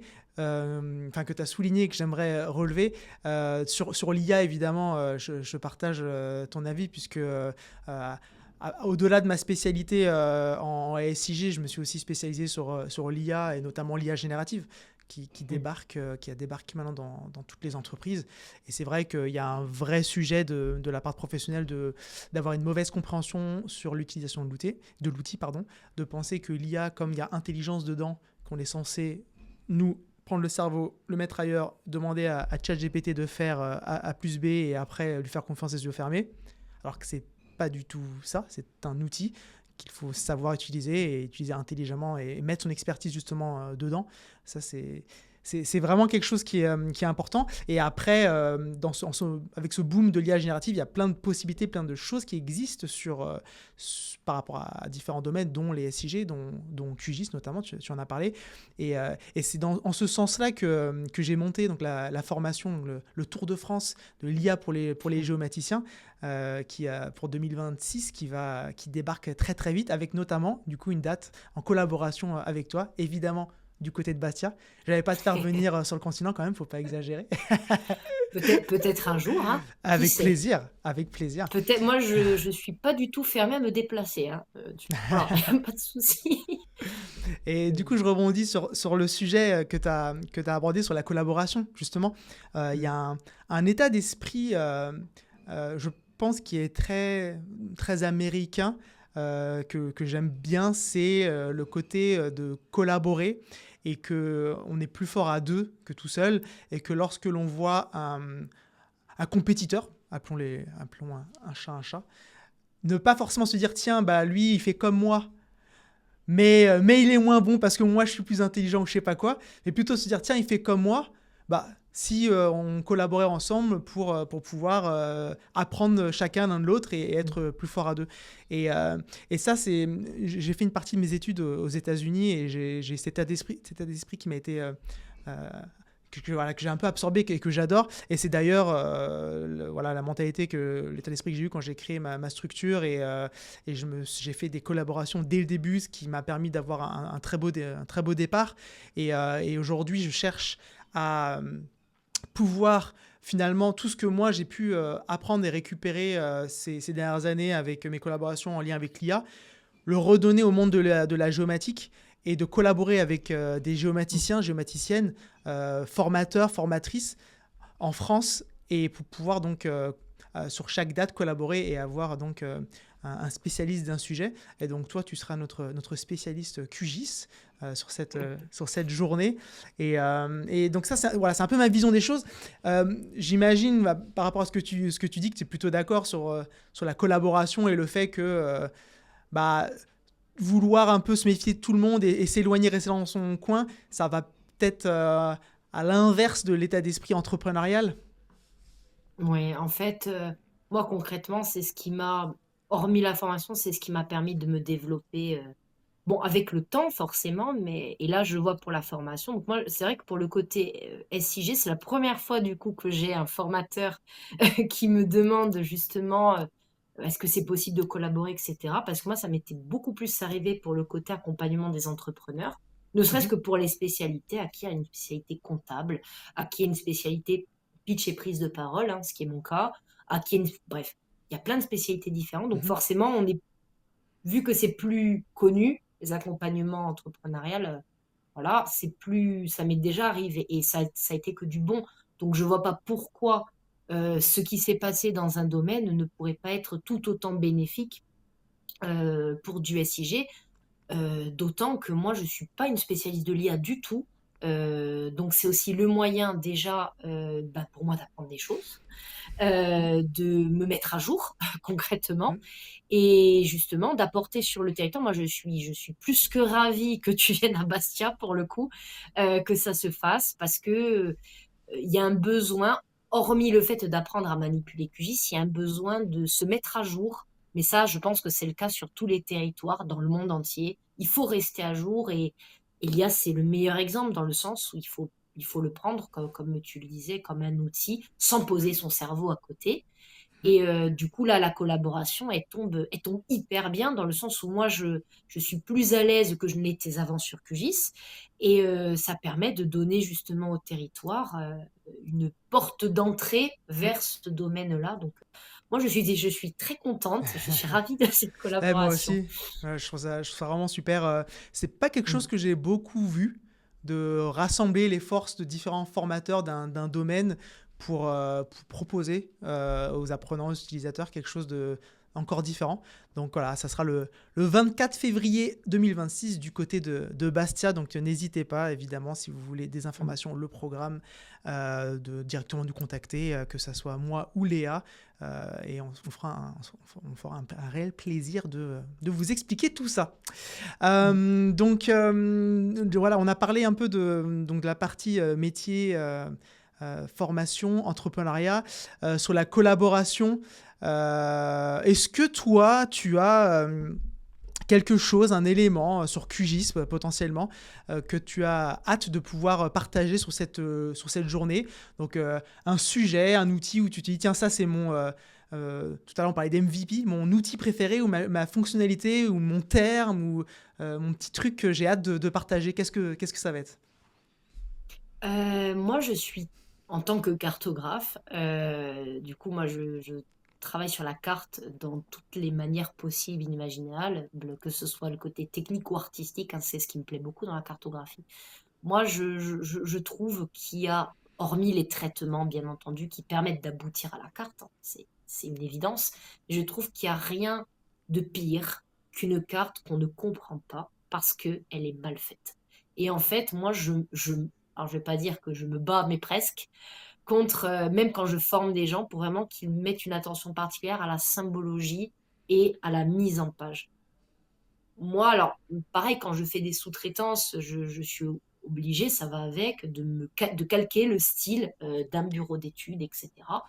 Et des fois, c'est plus fort que moi. Je suis là, je me dis, ouh là là, ouh On là va les là. former. Voilà, mais bon, c'est pas grave. Mm. C'est une collaboration, une sous-traitance. Voilà, c'est pas un souci. Je m'adapte aussi, hein. Mais je veux dire, moi, vraiment, la symbologie et travailler justement sur des logiciels en collaboration avec QGIS, comme InDesign, Illustrator. Je le fais pas forcément parce que moi, en général, les cartes que je les fais directement sur QGIS et je ne les retouche pas. Par contre, du coup, il y a quand même des moyens d'éditer la carte sur QGIS pour que ce soit parlant et pertinent. De mettre voilà, comme je disais, bien sûr, il y a tous les traitements qui permettent d'arriver à la carte, mais c'est bien beau d'avoir tous les traitements et d'arriver à faire les découpes, les intersections, les codages, ce que l'on veut. Si à la fin, la carte, elle veut rien dire ou qu'on la comprend pas, Ouais. pour moi, ça sert à rien. Enfin, Mm. ce n'est que mon avis, encore une fois. Donc, Mm. moi, j'aimerais essayer de parler un petit peu de l'importance d'avoir de la donnée fluide, compréhensible, mais ça va aussi un peu dans le sens de transmettre de la donnée SIG qu'on arrive à ouvrir d'un QGIS à un autre. Moi, vraiment, quand je suis avec les étudiants, j'insiste sur le fait que, alors, enfin, ne me tape pas sur les doigts. Moi, on me demande encore beaucoup de travailler en shapefile. Je sais que c'est un format qui n'est pas forcément le plus moderne, voilà, parce que j'ai des grandes discussions avec certains collaborateurs sur le shapefile, Ah, moi, mais si tu veux mon avis là-dessus, moi, je trouve que le bon format, c'est le format qui est le plus simple pour l'utilisateur, les voilà, utilisateurs. on est Si d'accord. on a un client qui a besoin de charger sur sa plateforme un format, que ce soit du shapefile, du GeoJSON, du GeoPackage, peu importe, il a besoin d'un format, bah, ça sera le format qui sera le plus adapté pour travailler pour ce client. Donc, Exactement, oui, exactement. peut-être qu'il y a des formats qui sont plus légers, plus rapides, évidemment, mais à un moment donné, quand on est dans la réalité professionnelle, qu'on a un cahier des charges et qu'on nous demande un format, on peut philosopher sur quel est le meilleur format. Au bout d'un moment, il faut livrer les attentes du client. Voilà, donc je faisais cette petite aparté dans le sens où j'ai des débats des fois avec les autres professionnels qui sont pas forcément spécialisés mais qui l'utilisent, hein, parce que Mm. voilà, il y a aussi des gens qui viennent me voir qui connaissent le logiciel mais qui sont pas spécialisés, qui ont besoin Mhm. d'une mise à niveau. Donc j'ai quand même ce genre de débat. Mais bref, parenthèse terminée. Donc pareil, le fait aussi d'être capable de transmettre de la donnée quand on a un format shapefile, il faut qu'il y ait les 5 fichiers envoyer en même temps, sinon ça ne s'ouvre pas dans le bon dossier, qu'on envoie tout le dossier, qu'on se soit bien classé. Voilà, donc le fait de faire une belle cartographie, mais aussi de transmettre, quand on passe pas par la cartographie, une donnée uniforme et homogène, c'est quelque chose, moi, j'essaie vraiment de transmettre ça à la fois aux étudiants, aux entrepreneurs. Parce que moi, je reçois trop de données qui n'ont ni queue ni tête ou pas bien rangées, que je vais pas réussir à ouvrir. Et c'est dommage. Donc, je suis obligée Mm. de recontacter la personne. Ah, vous savez, il Le manque le SHX. DBF. Voilà. Donc, C'est une triste réalité, mais c'est une façon assez rapide de savoir si quelqu'un est utilisateur ou non de l'outil quand il ne oui. transmet qu'un seul fichier. Bon, bah voilà, il y a eu... Ou alors, des mairies qui viennent me voir pour, c'est des exemples très concrets, qui viennent me voir pour mettre à jour des documents d'urbanisme ou pour les mettre sur le géoportail de l'urbanisme avec des urbanistes. Du coup, je suis pas toute seule à travailler. On m'envoie une donnée, on me dit non, c'est un shapefile. Ah, Alors c'est un que PDF. c'est un GeoPackage ou Ah oui. c'est un JPEG, rien à voir. Ah oui, Je ouais, ouais. me dis. Ah, Bon, ça, bref, je c'est l'ai moi eu plein, si, plein de si fois, le je. fameux oui, je vous transmets les données et les données, c'est un PDF. Exactement. Ou alors, et ça aussi, de faire de la rétention d'informations. Bon, après, je pourrais en parler très longtemps de cette problématique-là, mais vraiment, moi, si je dois mettre un point d'honneur, c'est vraiment sur et la symbologie, la cartographie, mais aussi la transmission, entre guillemets, universelle, et je mets des gros guillemets, hein, de la Mm. donnée SIG. C'est l'une des raisons pourquoi le SIG existe. Pour Mhm. pouvoir avoir de la donnée transmissible et que l'on peut facilement, techniquement, envoyer Mm. d'un ordinateur à un autre. Mais c'est un peu utopique de penser comme ça. Ah, mais c'est bien, c'est une vision, il en faut. Bon, pour la symbologie graphique, je viendrai pas avec mon bouquin de Jacques Bertin, hein, symbologie graphique, il est un peu lourd, donc Ouais, tu m'excuseras. pas de souci. Merci beaucoup. On arrive à la fin de cette émission. Je te propose un petit jeu qui s'appelle Mythe ou réalité. Je vais te poser quelques questions et tu dois répondre le plus vite possible sans trop réfléchir si selon toi, alors c'est pas une question, c'est une affirmation. Si selon toi cette affirmation est plutôt de l'ordre du mythe ou de la réalité. Est-ce que Bon, tu es on va prête? essayer. On va essayer. Sois gentil sur les questions. Alors attention, travailler en SIG sur un territoire comme la Corse, c'est forcément plus simple parce que tout le monde se connaît. Ah, faux. Faux. Archi faux. Attention, c'est mythe ou réalité, faux n'existe pas. Alors, Mythe. mythe. Ouais. Former, c'est plus simple que produire. Faux. Enfin, mythe aussi. Pardon, hein, tu aurais dû faire un vrai faux. Bravo, ah ouais, mais on perd. Non, je dirais mythe, mais je fais une réponse en demi-teinte. Ça dépend. Donc un demi-mythe. Voilà. Oui, 50% Mythologie. mythe. On ne peut pas vivre correctement de la formation SIG. Mythe ou Alors, réalité? je dirais pareil en demi-teinte, mais pas tout à fait. Je dirais 80% réalité, 20% de mythe. C'est pas le nom du jeu, hein. Non, allez, je dirais réalité, mais à nuancer. Allez, Ça marche. L'IA va remplacer les géomaticiens. à mythe. On est d'accord. Les apprenants veulent surtout des recettes toutes faites. Oh, réalité. Réalité, mais encore une fois, ça dépend. J'aime beaucoup ta réponse et c'est presque un peu provocateur de le dire. J'aurais dit la même chose, mais c'est vrai que évidemment, c'est pas tous, mais beaucoup, souvent, enfin beaucoup. Je sais pas beaucoup, je sais pas si on peut dire plus de la majorité, mais le côté du bah, tu peux juste me donner la réponse. Je veux pas trop réfléchir. On l'a des fois. Souvent. Une bonne formation, c'est surtout beaucoup de contenu. À mythe. On est d'accord. Le présentiel est toujours plus efficace que le distanciel. Réalité. Ah. Je le partage aussi, mais Mais ça dépend. ouais. Ouais. Alors pour le coup, moi, C'est nuancé hein, comme réponse. Hein. Tu as remarqué. Hein. Ouais. Moi, j'ai découvert récemment que quand je suis en mission de conseil, j'ai tendance maintenant à faire pas mal la partie audit en distanciel. Donc l'audit est toute la partie compréhension du problème, écoute. Et en fait, en distanciel, mine de rien, avec le partage d'écran, ça permet d'être posé tranquillement, de voir l'écran de la personne. Alors que quand on est en présentiel, parfois être derrière l'épaule, à côté, c'est moins confortable.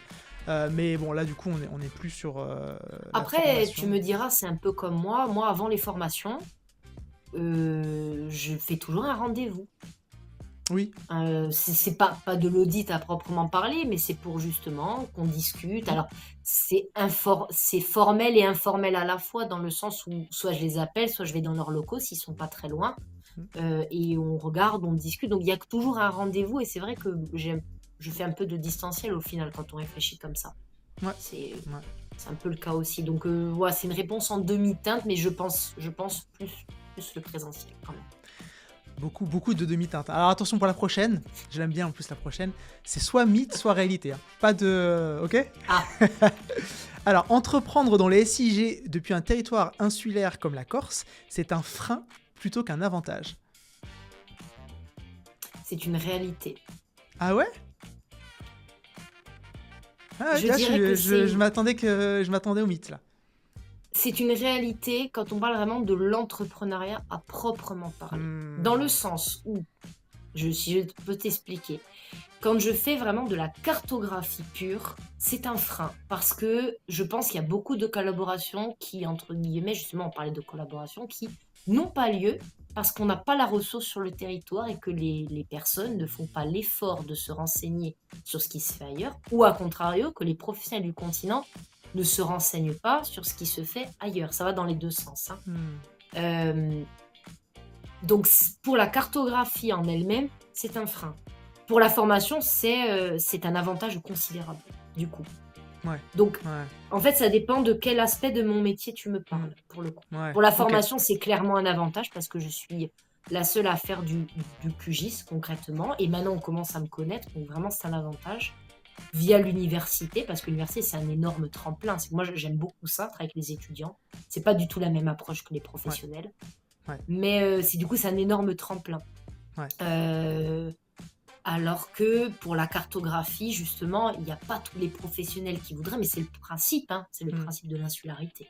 ouais, ouais, Donc c'est pour ça d'autant plus que la formation, la collaboration dont tu me proposes, je suis d'autant plus ravie que du coup tu viens du ouais, continent et que ouais, ça ne serait pas arrivé sans LinkedIn, grosso ouais. modo. Et quand tu vas Donc rajouter l'IA comme corde à ton arc, tu vas voir que là, tu vas être ultra, ultra unique sur la Corse. oui, mais On le pourra but pas après, t'éviter. c'est de continuer les collaborations. C'est pas de prendre la main, c'est qu'on puisse continuer à travailler ensemble après. Tu vois, que ce Ouais, soit pour la formation ou autre chose. ouais, après, Mm. moi, il y a aussi une logique, une approche j'ai mangé de l'IA depuis 2 ans, j'ai fait plein de choses avec en SIG, et j'ai tellement de choses à raconter que si je le raconte à tous les formateurs QGIS qui existent, ça va être trop bien pour les apprenants. Ouais. Et oui, peut-être. Bah, alors déjà, de toute façon, dans la réalité, à moi tout seul, je peux pas former tous les sigistes francophones ou anglophones de la Terre. C'est pas possible déjà. Tu n'as Donc de pas la base, capacité à te voilà, je peux pas. démultiplier Voilà. encore, hein. Donc déjà, ça sert à rien de vouloir faire le gourmand et me dire, moi, de toute façon, c'est pour moi, c'est moi qui veux former tout le monde. Non, déjà, c'est pas possible. Donc autant se dire que la finalité, c'est que les utilisateurs de QGIS, ils arrêtent de faire des tâches répétitives chronophages à faible valeur ajoutée directement sans IA, alors qu'en réalité, avec un peu d'automatisation, de modélisation et d'IA, c'est beaucoup plus fluide, beaucoup plus agréable. Mm. Si c'est ça mon objectif, et que pour y arriver, c'est plus facile de collaborer, de se mettre à plusieurs, c'est parti, hein. On est d'accord. La technique suffit, la pédagogie vient toute seule. Redis-moi, pardon. La technique suffit, la pédagogie vient toute seule. Mythe ou réalité? Ah, mythe. Mythe. Oui, on est d'accord. Et enfin, la dernière, collaborer avec d'autres formateurs, c'est prendre le risque de se faire copier.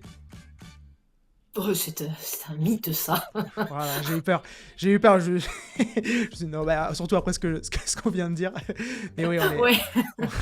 Mais par contre, moi, véridique, et d'ailleurs, je crois que ce sont des commentaires publics sur LinkedIn, c'était pas un message privé, mais j'ai des commentaires du style ouais, arrête de donner autant de valeur ajoutée gratuite parce que nous, on n'a plus de travail après.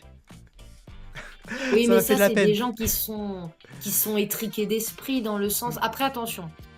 On a tous des concurrents. Moi, quand j'entends des entrepreneurs dire non, non, mais moi, j'ai pas de concurrents, j'ai que des collaborateurs. C'est aussi faux, dans le sens où bien sûr qu'on a des concurrents, mais en fait, on a des collaborateurs pour ce qui nous manque.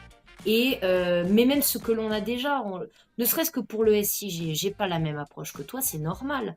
Donc forcément, on a des collaborations à mettre en avant, comme moi je l'ai avec des environnementalistes, avec des urbanistes.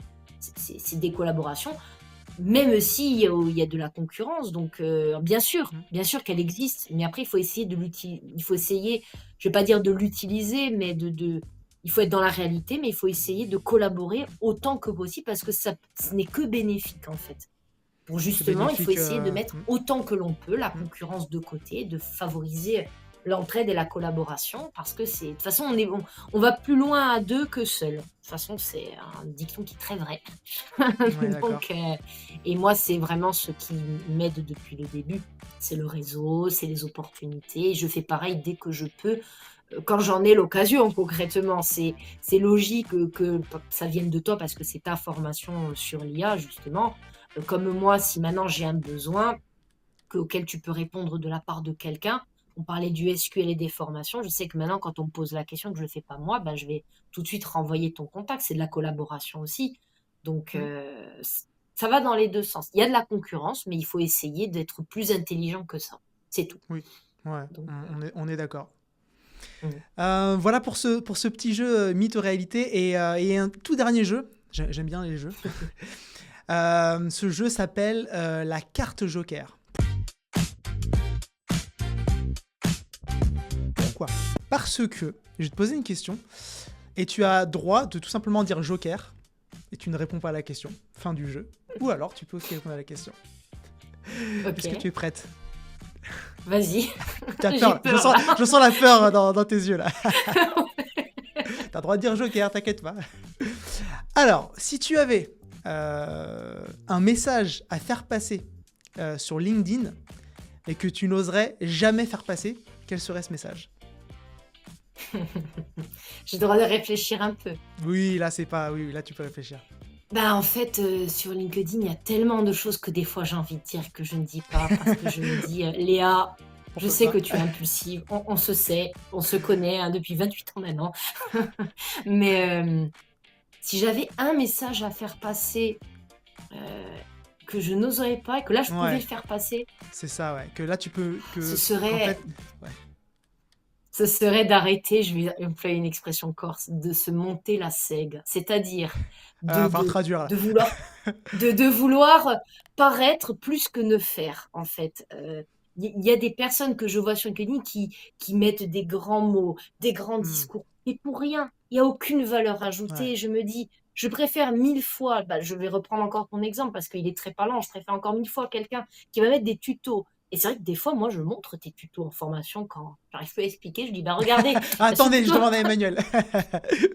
je m'en fais Emmanuel, attendez, ne bougez pas. Ça m'est arrivé 1 ou 2 fois, mais je veux dire, je préfère 1000 fois de la valeur ajoutée comme ça, ou de dire justement, ah, j'ai été à tel endroit, ça a été intéressant, etc., plutôt que de dire, de poster pour poster. Je trouve Hmm, que c'est d'une inutilité, d'une pollution. Après, heureusement, ce n'est pas le cas de tout le monde. Moi, au bout d'un moment, on choisit qui l'on suit. Je suis plus de gens oui. qui postent des choses intéressantes Hmm, qu'inutiles. Hein, voilà. hmm. Mais moi, voilà, si je devais passer un message à tout le monde, hein, ce serait d'arrêter de se monter la seigue, c'est-à-dire de faire du concret. J'adore l'expression. Ça va être le nom de l'épisode. Arrêtez de vous monter la seigue. Je regarde super ça. Ce qu'il me Écoute, fait là. tiens le droit, c'est une expression qu'on utilise très souvent ici. Quand on dit oh, tu te montes la seigue, ça veut dire bon, on a compris. Mais concrètement, moi, après, ça va aussi avec mon métier, c'est que concrètement, moi, le plus dur, ça a été Mhm, d'expliquer ce qu'est une carte. Qu'est-ce que c'est la cartographie? Et mhm. concrètement, d'expliquer que ça sert. Moi, je dis très souvent en miroir, vous voyez le guide Michelin, ou quand vous allez sur une réserve naturelle, les cartes, ou le PLU. Ah oui, eh ben moi, je travaille là-dedans. Et là, tout de suite, les gens comprennent ce que c'est. Bon, je vulgarise hein, au Mhm, maximum, hein. ouais.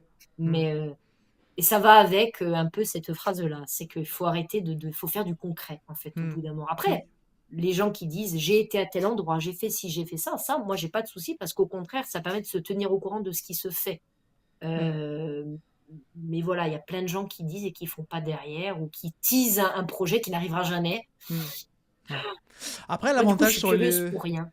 Ouais, l'avantage sur LinkedIn, c'est qu'il y a aussi la durée, en fait. Et quand on voit quelqu'un qui dure dans le temps avec ses projets, on comprend que Mm. sa réalité, en tout cas.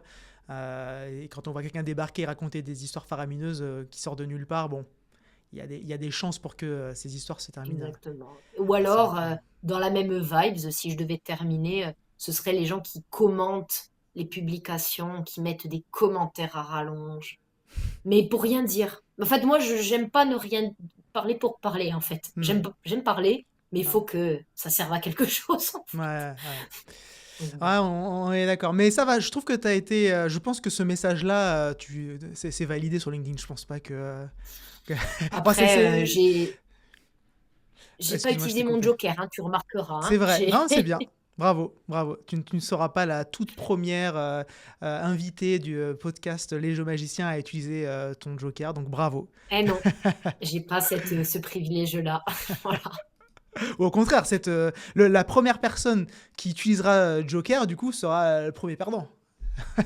Donc, Oui, bon voilà. après des fois il vaut mieux ne rien dire que de trop en dire. C'est un peu dans le même, tu Ouais, remarqueras, c'est dans ouais, la même, ouais. Ouais. dans le même esprit. Ouais. Mais je pose cette question parce que moi, c'est vrai que c'est un sujet un peu pas sensible, mais c'est un vrai sujet. Comment s'exprimer sur LinkedIn notamment, parce qu'il y a de tout. Il y a vraiment de tout. Et il y a des personnes, en fait, qui vont apporter des choses qui ne sont pas forcément très intéressantes ou très fondées, ou qui vont être peut-être dans la moquerie ou dans la Ouais. critique. Et des fois, ça peut être quand on passe beaucoup de temps et d'énergie à chercher à transmettre du savoir pour aider les personnes à monter en compétences, et que derrière, des personnes se sentent peut-être un peu... je sais pas, il y a ce trigger qui leur donne envie de s'exprimer. Des Après, fois, c'est... tu sais, c'est aussi le cas de tous les réseaux sociaux. Les Mm, gens ont plus, les gens n'ont pas de gueule en vrai. Les gens mm, en face ne te diraient pas le quart de ce qu'ils se mm. permettent de dire sur Ouais. les réseaux. Moi, heureusement, déjà, bon, j'ai forcément moins de personnes qui me suivent que toi, hein, c'est certain, mais j'ai pas eu de commentaires très peu déplacés ou méchants.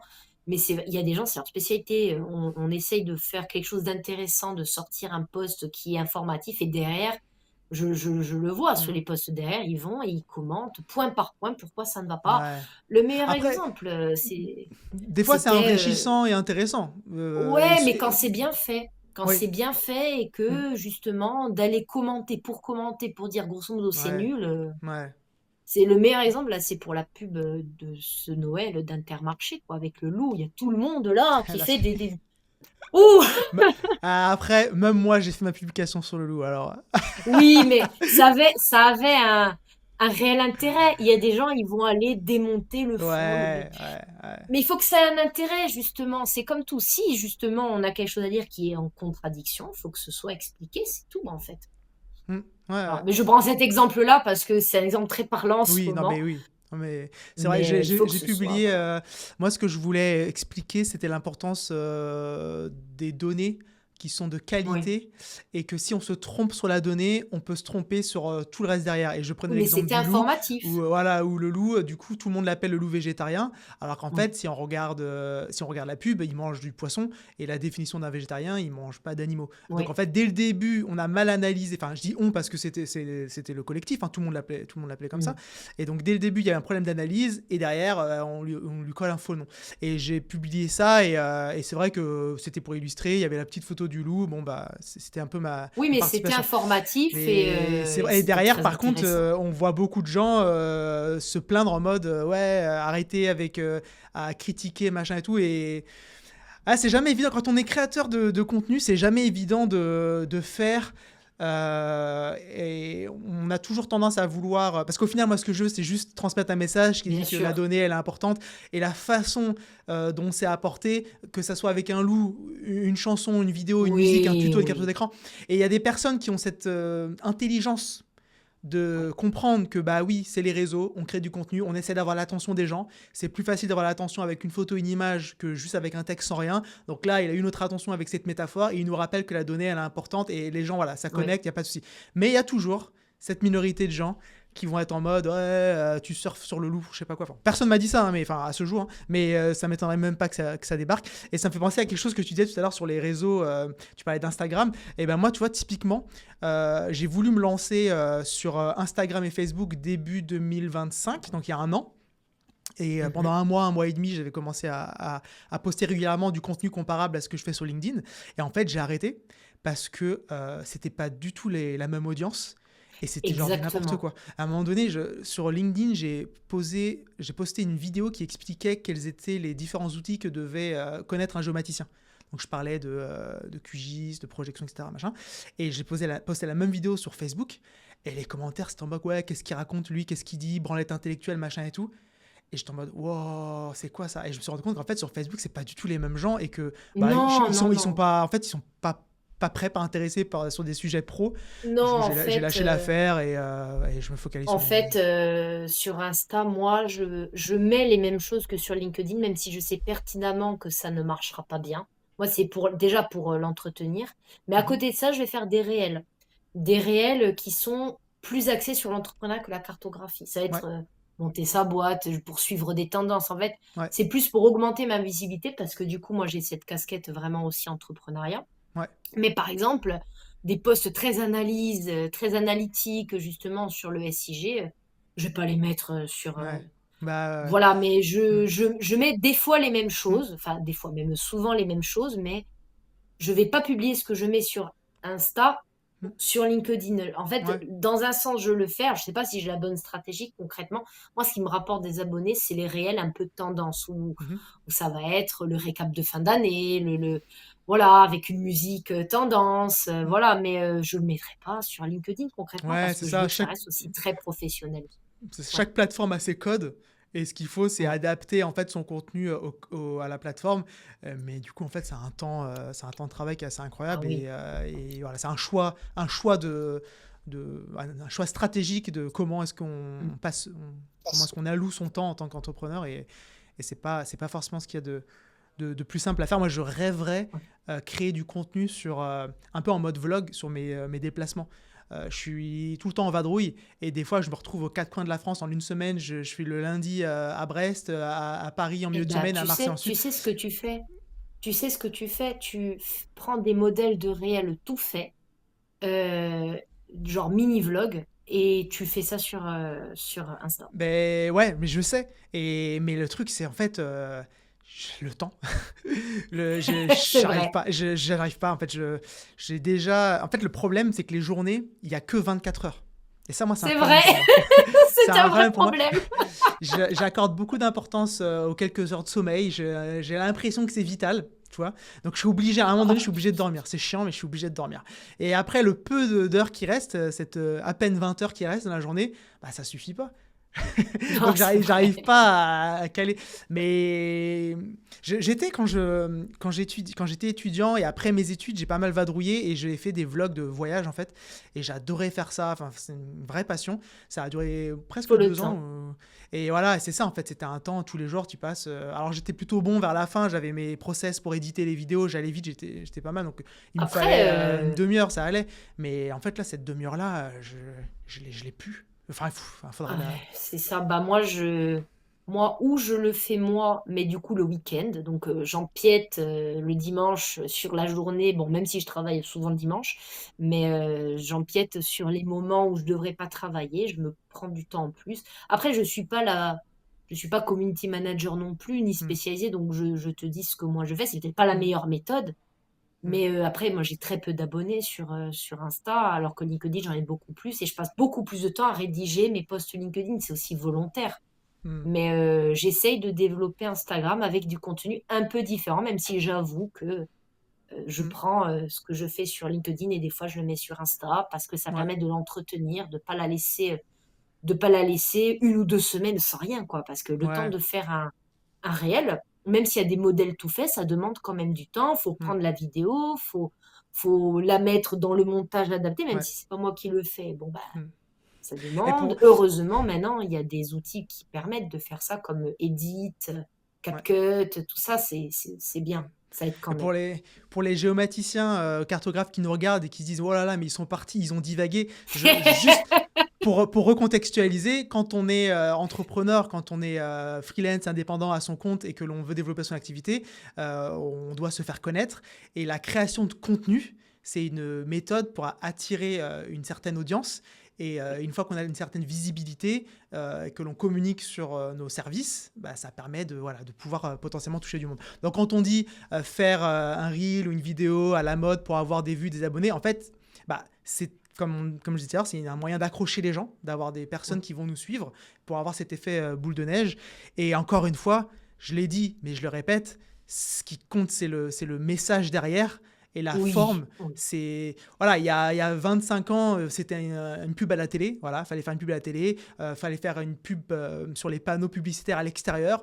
Aujourd'hui, il y a les réseaux sociaux. Il y a des pubs sur les réseaux qui existent. Il y a aussi la création de contenu de façon naturelle, ce dont on parle actuellement. Et voilà, c'est une façon de se faire connaître. Donc voilà, je recontextualise pour ceux qui seraient en mode, mais pourquoi est-ce qu'il parle de création de reel alors qu'à la base, c'était censé parler de la formation SIG? Et quand on est entrepreneur, ça en fait partie. C'est ça, on a nos entreprises et moi quand je parlais de couteau suisse au tout début du podcast, c'est un peu ça. C'est typiquement, c'est exactement ça. Moi j'ai quand même, des fois je demande de l'aide, que ce soit ma sœur, etc. pour m'aider à voir ce qui fonctionne pas. T'as aussi une sœur qui est calée. Je suis pas dans mon setup habituel, hein. Concrètement, voilà, je suis pas dans mon décor habituel, mais parce que j'avais besoin d'un endroit où justement il n'y a pas, comme je travaille depuis chez moi, j'ai besoin d'un endroit un peu blanc, un peu passe-partout. Ouais. Donc concrètement, je suis pas chez moi. Donc, mais pareil, on essaye de faire des choses adaptées à son contenu, mais à son audience, mais c'est difficile des fois. Ça demande du temps. On sous-estime le temps que ça demande, vraiment. Et on est d'accord. Tu parlais de ta sœur, tu as une sœur qui est dans la communication ou dans le marketing? Non, pas du tout. C'est juste qu'elle aime bien les réseaux sociaux. Elle est dans l'hydrologie. Elle travaille elle aussi en bureau d'études. Donc, elle est ingénieure. On a des, concrètement, LinkedIn et compagnie, des fois, on s'envoie des publications, des choses intéressantes parce que pas tant le côté entrepreneur, mais le côté cartographie, elle a appris dans ses études. Moi, je lui ai envoyé des parties de ma formation justement pour qu'elle puisse augmenter ses compétences. Je lui ai parlé de la data Bastia, justement. Donc, c'est des choses, on s'entraide comme on peut et la communication fait partie du délire, on va dire, de ces deux. Je te posais la question parce que c'est pareil avec ma sœur aussi. Tout pareil, voilà. Elle m'aide pas mal sur la communication et je partage aussi. Tiens, t'en penses quoi de ceci, cela et voilà. Ah oui, moi, c'est la première personne à qui j'envoie mes réels Instagram très souvent. Tu valides? Est-ce que t'en penses quoi? Je la refais ou j'avais pensé aussi à mettre le texte? Vous en pensez quoi? Moi, à ma famille, j'envoie. Bon. Alors, ils comprennent pas toujours. Concrètement, les posts LinkedIn, je leur montre pas, par exemple. Parce que, bon, voilà. Mais bon, de l'entraide, quoi. Il en faut. C'est comme dans tout, comme ce qu'on disait. Il faut de l'entraide et de la collaboration. Et ça fait aussi partie de l'entrepreneuriat où notre boulot, c'est notre quotidien et peut-être que ça peut paraître bizarre pour un professionnel qui est en entreprise de demander conseil à un membre de sa famille sur une tâche pro, mais en fait, le pro, la vie réelle, c'est un peu la même chose. Exactement. En tout cas, merci beaucoup pour ton temps, Léa, c'était un vrai plaisir. Où est-ce qu'on peut te retrouver si on a envie de travailler avec toi? Déjà sur LinkedIn, comme je le disais, c'est mon réseau numéro 1. Instagram aussi. Alors, ça n'a pas forcément les mêmes noms. Vraiment, LinkedIn, c'est le nom de mon entreprise, Expert Ease, avec mon nom juste à côté. Sur Instagram, comme ça a un côté beaucoup plus entrepreneurial, je l'ai appelé Léa by Expertise, parce que du coup, c'est moi à travers mon entreprise. Je vais passer ce message-là. Après, voilà, j'ai un Facebook qui est comme mon LinkedIn, ça a le même nom et tout, mais pareil, comme c'est pas la même audience, je m'en sers parce qu'il est mieux référencé sur Google, surtout pour ça. J'ai pas de site internet pour l'instant parce que voilà, ça coûte un peu cher de faire un site, donc la priorité c'est de vivre de son activité pour l'instant. Donc voilà, ces deux moyens de communication là, donc surtout si je dois en donner un, c'est LinkedIn, surtout.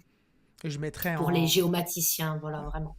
En visuel, vous devez retrouver là sous l'écran la petite bannière avec le nom pour te retrouver. Parfait. Merci beaucoup. Merci du beaucoup, c'était un vrai plaisir. Plaisir partagé et on se voit donc à Bastia très rapidement. Au revoir à tout le monde également. Merci d'avoir écouté cet épisode. Et un message très important, s'il vous plaît, continuez d'apprendre à votre rythme, à votre manière.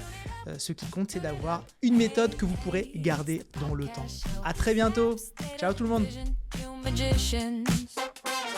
Hey, hey, it's the podcast show with Joe Magician. Yeah, but what's your job? I'm doing maps. Sorry, what's your job? You know, with data. But what's your job? I make the world readable. Tune it up, hey, hey, it's the podcast show. Tune it up, hey, hey, it's the podcast show. Maps, data, vision, Joe Magicians. Hey, hey, it's the podcast show with Joe Magician. But what's your job?